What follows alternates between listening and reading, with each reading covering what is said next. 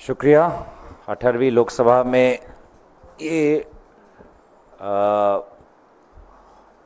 दल के उपदलपति के हिसाब से मेरा पहला संवाद मेल आपके साथ है और सबसे पहले मैं आभार प्रकट करना चाहूँगा आदरणीय सीपीपी चेयरपर्सन सोनिया गांधी जी का, कांग्रेस पार्टी के अध्यक्ष मल्लिकार्जुन खड़गे जी का, हमारे लोकसभा में leader of opposition Rahul Gandhi ji का कि उन्होंने मुझे इस काबिल समझा कि मैं इस महान ऐतिहासिक दल का उपदलपति होकर देश के मुद्दों को सदन के अंदर और सदन के बाहर उजागर कर सकूं।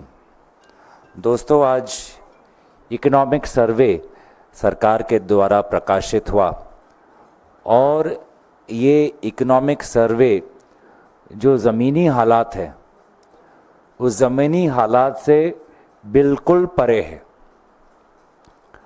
और इस संवाद मेल के द्वारा हम ज़मीनी हालात और ज़मीनी जो सच्चाई है वो देश के सामने ले जाना चाहते हैं आपके द्वारा। इकोनॉमिक सर्वे के अगर आप सरकारी के जो आवाज़ है, सरकारी पक्ष है,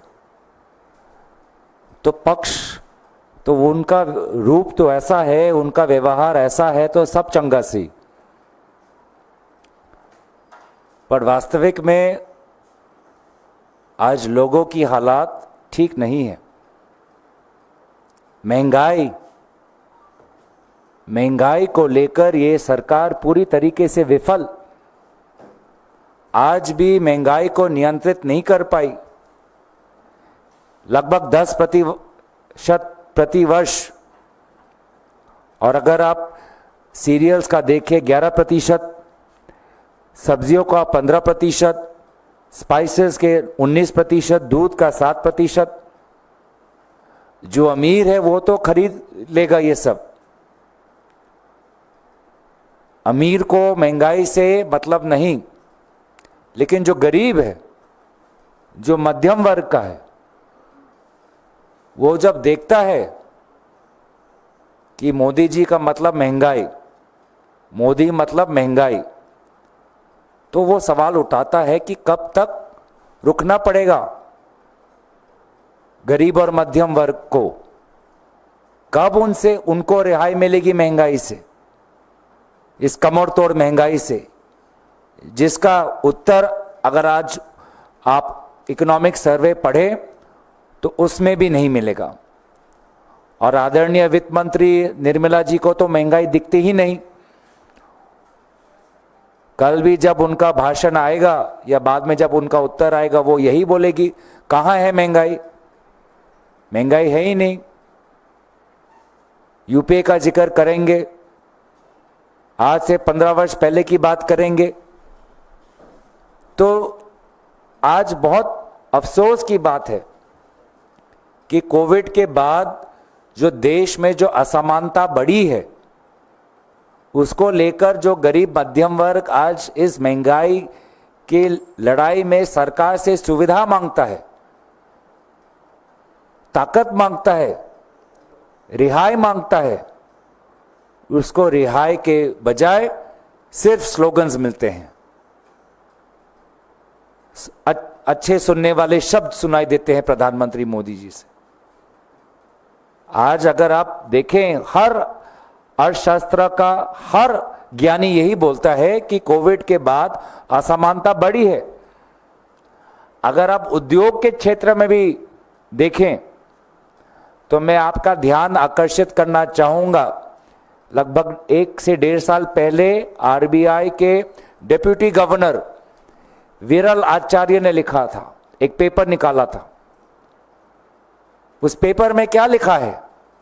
उस पेपर में यही लिखा है कि जो उद्योग के क्षेत्र में भी लगभग 8-10 बड़े कंपनियां हैं जिन्होंने भारत के पूरे उद्योग क्षेत्र को हड़प लिया है, कार्टल्स बन गए हैं, मोनोपोलीज बन गए हैं, और इन कार्टल्स और मोनोपोलीज के कारण आज आम आदमी को असुविधा का सामना करना पड़ रहा है। आज एयरलाइन में देखिए, एयरलाइन के फेयर्स, प्रधानमंत्री कहते थे कि चप्पल पहनने वाला व्यक्ति भी हवाई जहाज पर जाएगा, लेकिन जब यहां से केरल तक, यहां से उत्तर पूर्वांचल तक टिकट 16,000 की हो, टिकट 20,000 की हो, तो कौन जाएगा? वो चप्पल पहनने वाले व्यक्ति के लिए आज तो ट्रेन में जाना भी मुश्किल हो गया है। आज ट्रेन में महंगी एसी कोच वाले टिकट्स मिल रहे हैं, लेकिन जनरल और स्लीपर क्लास के लिए आज के लिए जितना सुविधा होनी चाहिए थी नहीं है। ट्रेन में जाने वाले यात्री में ज्यादातर जनरल और स्लीपर क्लास में जाते हैं। आज उनके लिए ये सरकार कुछ नहीं कर रही। जितने पर्याप्त स्लीपर कोच होने चाहिए थे, नहीं है। सरकार का पूरा ध्यान एसी कोच पर है। एसी कोच बनाए, उसमें कोई हमें दुविधा नहीं है, लेकिन जनरल और स्लीपर क्लास के लिए, हमारे पैसेंजर्स के लिए क्या सुविधाएं किए हैं सरकारी? ये मैं कहना चाहूंगा कि Indian railways in a response to an RTI application showed that between 2009 and 2022, out of the total reserved seats, the share of sleeper berths decreased by around 23%. In the migrant corridor routes of Howrah Bengaluru, Howrah Chennai, Howrah Hyderabad, the share of sleeper berths declined from 73-79% to 51-56%. एक article आया था newspaper में, जाने माने अखबार में, वहां पे भी लिखा है, considering the reserved passenger category between the decade of 2009-2010 to 2019-20, the share of passengers carried in AC coaches increased by 9.8%, whereas the share of passengers carried in sleeper and second sitting reserved compartments declined by 2.8% and 6.6% respectively. तो AC में जाने वाले व्यक्तियों के लिए सुविधा बना रही है ये सरकार, लेकिन जनरल और स्लीपर और सेकंड सिटिंग रिजर्व कंपार्टमेंट्स में आज लोगों को सीट मिलना भी मुश्किल है।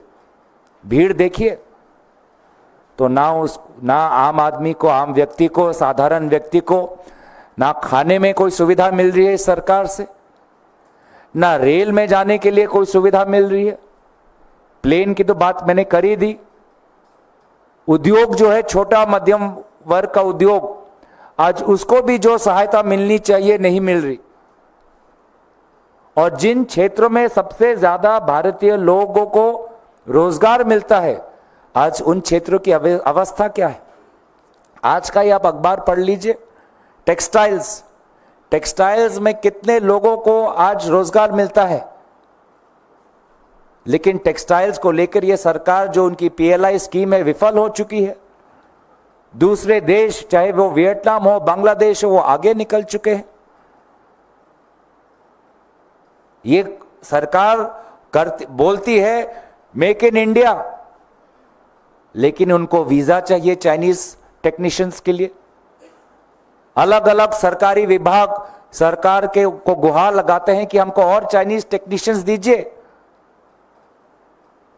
तो ये किस प्रकार का इकोनॉमी बना रहे हैं, जहां पे प्रोडक्ट्स है made in India but not made by Indians, made by Chinese. Trade deficit बढ़ता जा रहा है, ना सिर्फ चाइना को लेके, लेकिन विभिन्न अलग देशों के साथ। तो मैन्युफैक्चरिंग में, रोजगार में, महंगाई में, रेल और हवाई जहाज के यातायात में पूरी तरीके से विफल। छोटा दुकानदार आज मर रहा है, घिस रहा है, वो चाहे सूरत में हो या अहमदाबाद में हो या राजकोट में हो। और ये मैं आपको भविष्यवाणी दे दूं कि आने वाले गुजरात के निर्वाचन में ये छोटे जो दुकानदार हैं सूरत, अहमदाबाद, राजकोट, ये करारा जवाब भाजपा को देंगे। करारा जवाब भाजपा को मिलने वाला है। आज ये कुछ बातें आपके सामने हम रखना चाहते थे, क्योंकि जैसे कि मैंने ये कहा कि मोदी जी के दो अस्त्र, भय और भ्रम, और ये इकोनॉमिक सर्वे एक भ्रम का ये उदाहरण कि सब चंगा सी, कुछ नहीं। महंगाई, बेरोजगार, अगर उद्योग के क्षेत्र में भी देखें, इकोनॉमिक सर्वे बड़े बड़े कंपनियों का मुनाफा बढ़ता जा रहा है उसका उल्लेख करता है, लेकिन हायरिंग कितना हो रहा है? आईटी कंपनी में हायरिंग कितना हो रहा है? सब जगह हायरिंग फ्लैट, सब जगह। आज जिस प्रकार से नए टेक्नोलॉजीज आ रहे हैं, आज तो जितना आईटी सेक्टर, आउटसोर्सिंग सेक्टर में जितना पहले रोजगार होता था, आज उतना हायरिंग होता नहीं है। अगर सब चंगा सी, तो डुंकी जैसी पिक्चर क्यों बनी? क्योंकि वो पिक्चर वास्तविक सच्चाई है। गुजरात से, जहां से प्रधानमंत्री मोदी जी मुख्यमंत्री रहे, आज गुजरात से लोग किस प्रकार से नौकरी ढूंढते ढूंढते आज कहीं न्यूजीलैंड जा रहे हैं। अगर वीजा उनको कानूनी तरीके से नहीं मिलता, तो वो ह्यूमन ट्रैफिकर्स के जाल में फंसकर अवैध तरीके से उनको विदेश में भेजा जा रहा है। अगर इकोनॉमिक सर्वे इतना ही अच्छा है, तो भारत का युवा रशिया के में जाकर रशिया सेना में क्यों भर्ती ले रहा है? अगर वास्तविक स्थिति इतनी ही अच्छी है, तो लोग आज इजराइल में क्यों जाके नौकरी ढूंढे, जहां पे इजराइल और पैलेस्टाइन का जंग हो रहा है? अगर इतना ही अच्छा है, तो यहां से लोग आज नौकरी ढूंढने बाहर क्यों जा रहे हैं? अगर इतना हमारा अच्छा इकोनॉमी हो रहा होता, तो बाहर से लोग यहां पे आते। लेकिन उल्टा हो रहा है, पलायन हो रहा है। चाहे वो मजदूर हो, चाहे वो किसान हो, चाहे वो कनाडा हो, चाहे वो ऑस्ट्रेलिया हो। तो ये वास्तविक स्थिति है। और आपसे सवाल आएगा कि अब बजट में क्या अपेक्षा करते हो? मैं कुछ नहीं अपेक्षा करता। मैं इस सरकार से देश के हित में कुछ आएगा, कुछ नहीं अपेक्षा करता। हां, मैं ये जानता हूं कि अडानी जी, अंबानी जी जहां पर निवेश करना चाहते हैं, उनको मदद करने के लिए यह सरकार कल और नीति लाएगी। जब से प्रधानमंत्री मोदी जी आए हैं, देश का वित्तीय बजट देश के गरीब और मध्यम वर्ग के अनुसार नहीं, ये अडानी, अंबानी और जो 8-9 और बड़े उद्योग हैं, उनको कहां अपना पैसा निवेश करना है, उनके अनुसार ये नीति बनाते हैं। बाकी मध्यम वर्ग के लिए टैक्स में कोई रिहाई आने नहीं वाला, और जो बेरोजगार और किसान हैं, उनको भी बजट में अच्छे अच्छे स्लोगन्स मिलेंगे। स्लोगन के अलावा कुछ नहीं मिलेगा।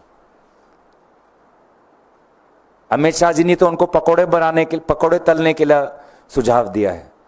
क्या आज अमित शाह जी आज भी ये कहेंगे कि पकोड़े तलो? तो मैं इनसे कुछ नहीं अपेक्षा करता। जो ये करते आ रहे हैं वही करते रहेंगे।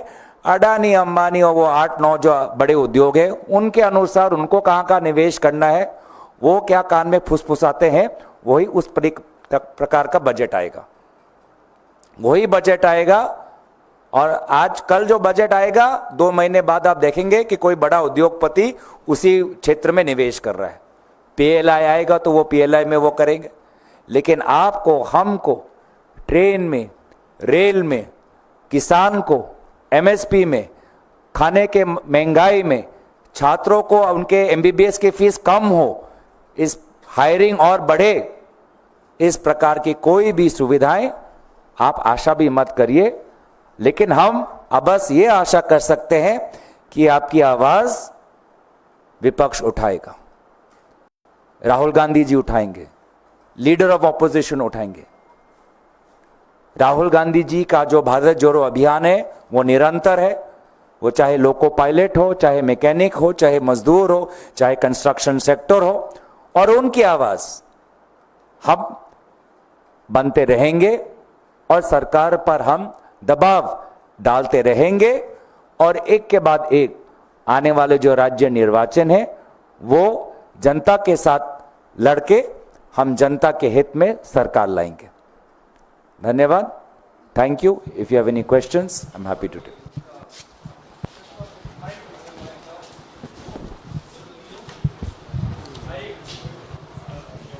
मैं पूछूं?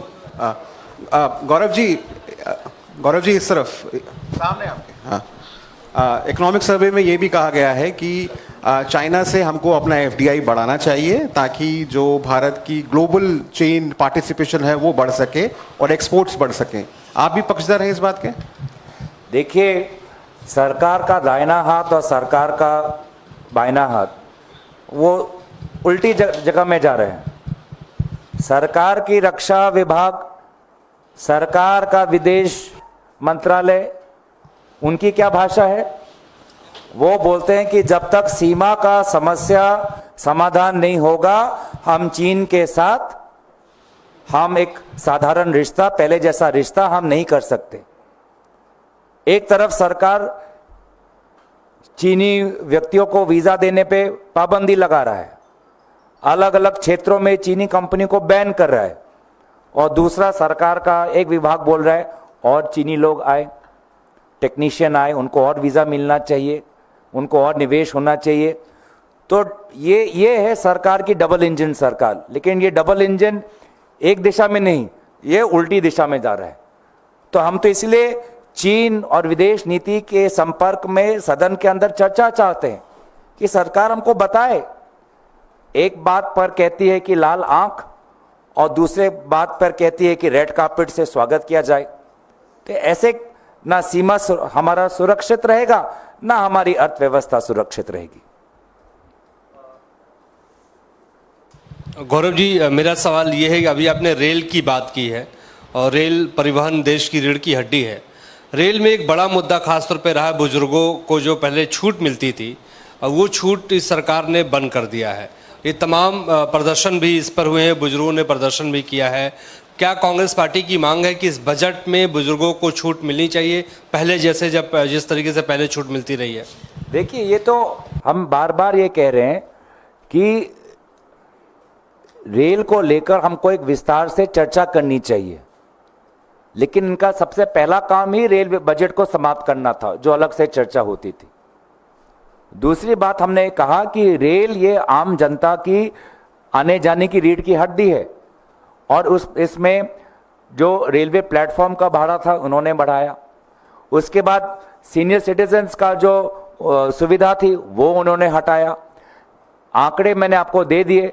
जो जनरल पैसेंजर है, स्लीपर पैसेंजर है, आज उसको और मुश्किलों का सामना करना पड़ रहा है, क्योंकि कोचेस जितनी पर्याप्त बननी चाहिए नहीं बन रही। सरकार का पूरा ध्यान एसी कोच पर है, स्लीपर और उस पर नहीं है। तो एसी पैसेंजर्स की संख्या बढ़ रही है, स्लीपर और जनरल पे नहीं बढ़ रहा। रेल के भाड़े बढ़ रहे हैं और रेल दुर्घटना हर दिन, डिरेलमेंट। ये रेलवे मंत्री नहीं, अब डिरेलमेंट मंत्री बन गए हैं ये तो। हर दिन डिरेलमेंट। लेकिन अफसोस की बात कि इस मोदी जी की सरकार में कोई मंत्री जिम्मेवारी लेता ही नहीं है।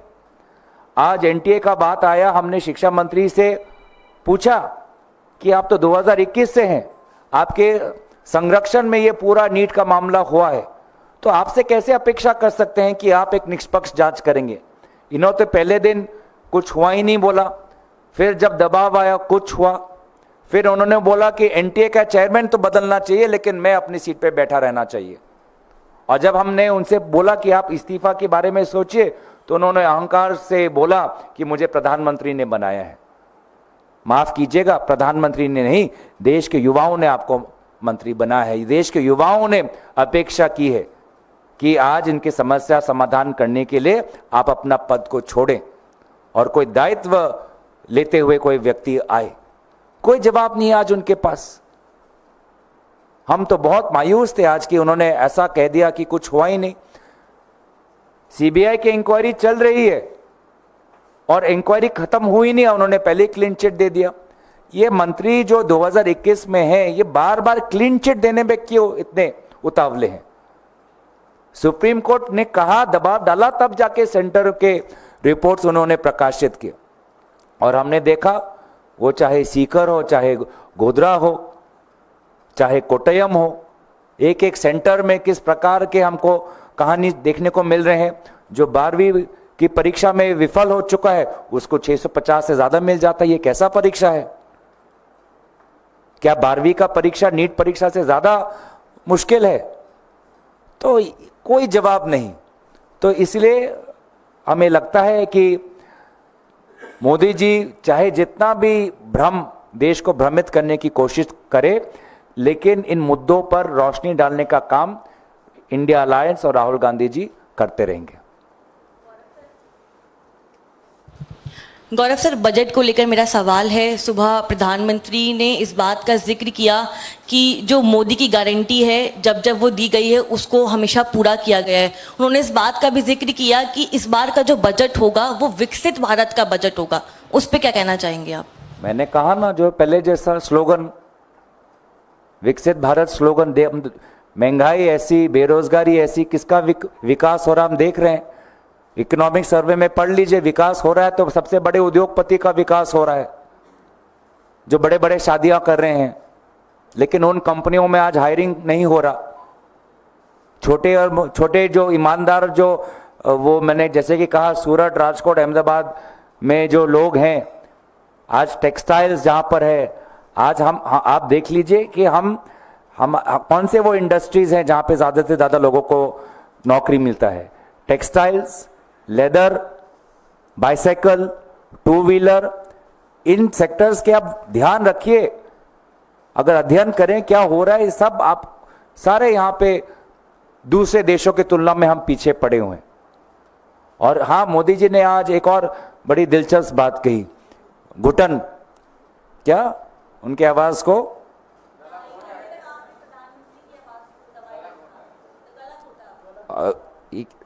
अगर गला किसी का घुट रहा है तो इन छात्रों का घुट रहा है। अगर गला किसका घुट रहा है तो वो मजदूरों का घुट रहा है जिनका वेतन आज नहीं बढ़ रहा। अगर गला किसी का घुट रहा है तो वो उन किसानों का हो रहा है जिनको उचित एमएसपी नहीं मिल रहा। आज ये इंपोर्ट एक्सपोर्ट को लेकर ये ऐसी कृषि विभाग, ऐसी कृषि मंत्रालय पॉलिसी निकालते हैं, मिनिस्ट्री ऑफ कॉमर्स, ना किसान को कुछ फायदा होता है ना ग्राहक को। तो प्रधानमंत्री मोदी जी खुद की चिंता थोड़ी कम करें, देश की चिंता करें।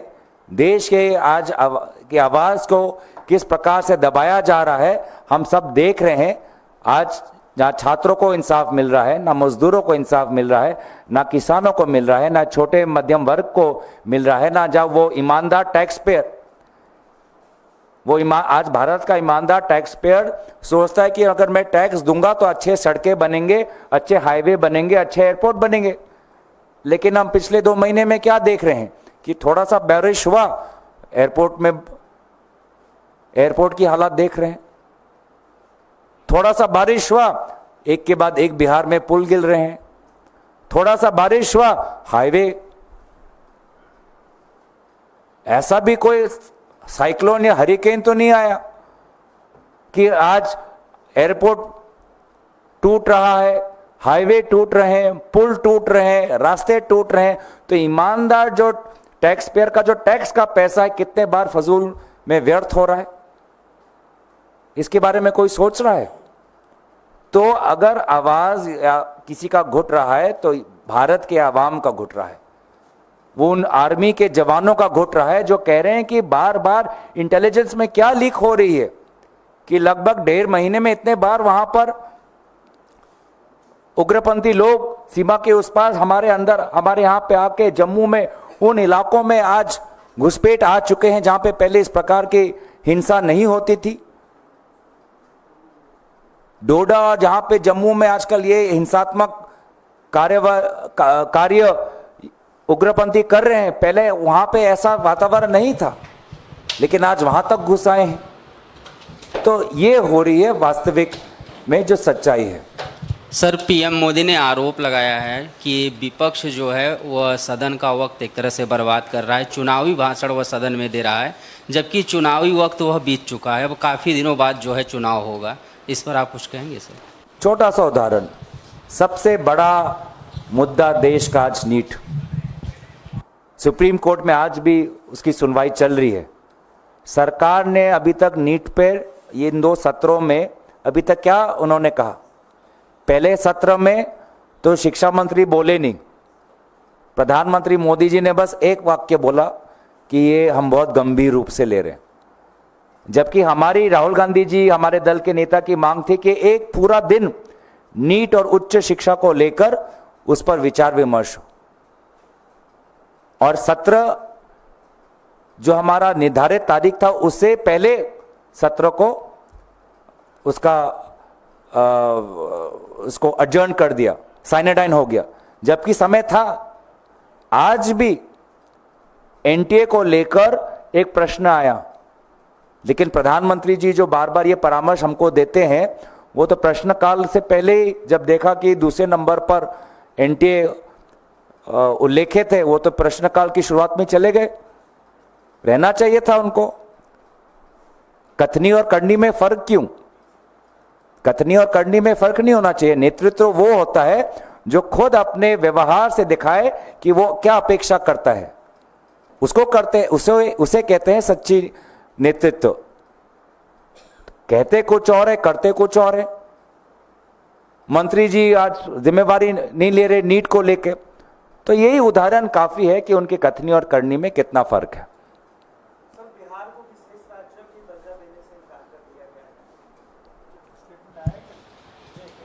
मैं देखा नहीं मैंने। अभी सर लालू यादव ने साफ तौर पे कहा है कि ये जो है बीजेपी की सरकार और जेडीयू की सरकार बिहार के लोगों के साथ खिलवाड़ कर रही है, क्योंकि सबको उम्मीद था कि इस बार स्पेशल स्टेट का दर्जा जो है बिहार को मिलेगा, लेकिन नहीं मिला। देखिए, टीडीपी ने तो अपेक्षा करनी छोड़ दी, क्योंकि आजकल वो स्पेशल कैटेगरी स्टेटस की मांग नहीं करते, लेकिन जेडीयू ने अपेक्षा की थी, और इसीलिए काफ़ी प्रकाशित हुई ये बात, चर्चित हुई कि उनको स्पेशल कैटेगरी स्टेटस की आशा थी, उम्मीद थी। लेकिन जिस प्रकार से उस उम्मीद को नकारा गया, क्या जेडीयू के साथ कोई बातचीत हुई ये घोषित करने से पहले? क्या मुख्यमंत्री को विश्वास में लिया गया ये उत्तर देने से पहले? मुझे तो संदेह है। तो इसीलिए मैंने पहले भी कहा कि शायद प्रधानमंत्री मोदी जी अपना 5 साल नहीं खत्म कर पाए, क्योंकि इस सरकार में सबको साथ लेने वाली वो दिल में वो भावना होनी चाहिए। सबको साथ लेने में या सबको विश्वास में लेने की जो खूबी एक व्यक्ति में होनी चाहिए, वो खूबी शायद प्रधानमंत्री मोदी जी में नहीं है।